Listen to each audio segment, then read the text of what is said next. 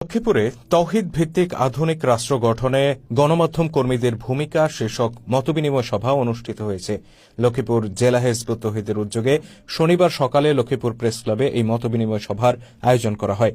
জেলা হিজবুত তৌহিদের সভাপতি শাহাদত হোসেন আনন্দের সঞ্চালনায় অনুষ্ঠানে সভাপতিত্ব করেন সংগঠনটির কুমিল্লা অঞ্চলের আঞ্চলিক আমির সাইফুল ইসলাম। এ সময় মুখ্য আলোচক হিসেবে বক্তব্য রাখেন সংগঠনের কেন্দ্রীয় শিক্ষা ও প্রশিক্ষণ বিষয়ক উপসম্পাদক রাকিব আল হাসান। তিনি বলেন, ব্রিটিশ ঔপনিবেশিক যুগের প্রবর্তিত ব্যবস্থা দিয়েই এখনও আমাদের রাষ্ট্র কাঠামো পরিচালিত হচ্ছে। ফলশ্রুতিতে সময়ের সাথে পাল্লা দিয়ে সমাজ ও রাষ্ট্রে অন্যায়, অবিচার, অশান্তি বেড়ে চলছে।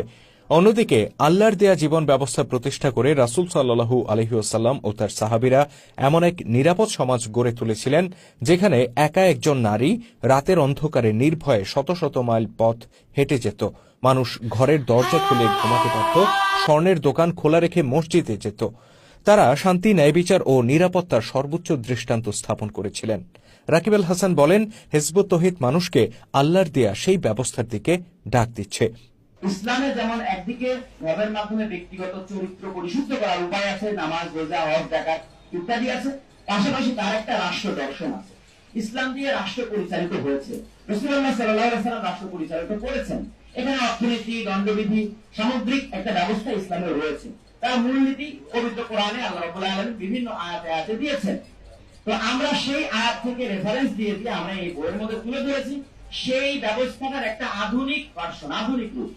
অর্থাৎ 1400 বছর আগে রাসূলুল্লাহ যেটা কায়েম করেছিল মূলনীতি সেটাই থাকবে, কিন্তু বর্তমান আধুনিক এই সমাজের সাথে, যেমন নিশ্চয়ই 1400 বছর আগে ট্রাফিক আইন ছিল না, নিশ্চয়ই 1400 বছর আগে মহাকাশ বিদ্যার কোনো আইন কানুন ছিল না, নিশ্চয়ই সেখানে আপনার বর্তমান আধুনিক বিশ্বের অনেক কিছু আছে যেগুলি সেই কোরআনে কিন্তু আলোচিত হয় না, কিন্তু মূলনীতি আছে। তো এজন্য সেই মূলনীতির উপর ভিত্তি করে তৌহিদ ভিত্তিক একটা আধুনিক রাষ্ট্র ব্যবস্থা আমরা প্রস্তাব করেছি। তিনি বলেন, আল্লাহর দেয়া বিধিবিধানের আলোকে আধুনিক রাষ্ট্রকে কিভাবে পরিচালিত করা যায় তার পূর্ণাঙ্গ রূপরেখা তৌহিদ ভিত্তিক আধুনিক রাষ্ট্র ব্যবস্থা শীর্ষক বইয়ে তুলে ধরেছেন হিজবুত তৌহিদের ইমাম হোসেন মাহমুদ সেলিম। হিজবুত তৌহিদের এই প্রস্তাবনা সাধারণ মানুষের সামনে তুলে ধরতে গণমাধ্যম কর্মীদের সর্বাত্মক সহযোগিতা কামনা করেন রাকিব আল হাসান। বৈঠকে আরও বক্তব্য রাখেন হিজবুত তৌহিদের চাঁদপুর জেলা সভাপতি হোসনে মোবারক আজাদ, লক্ষ্মীপুর জেলার সাধারণ সম্পাদক আরমান হোসেন শাকিল, নারী বিষয়ক সম্পাদক শারমিন আক্তার প্রমুখ। এ সময় উপস্থিত সাংবাদিকরা মুক্ত আলোচনায় অংশ নিয়ে তাদের মতামত ব্যক্ত করেন।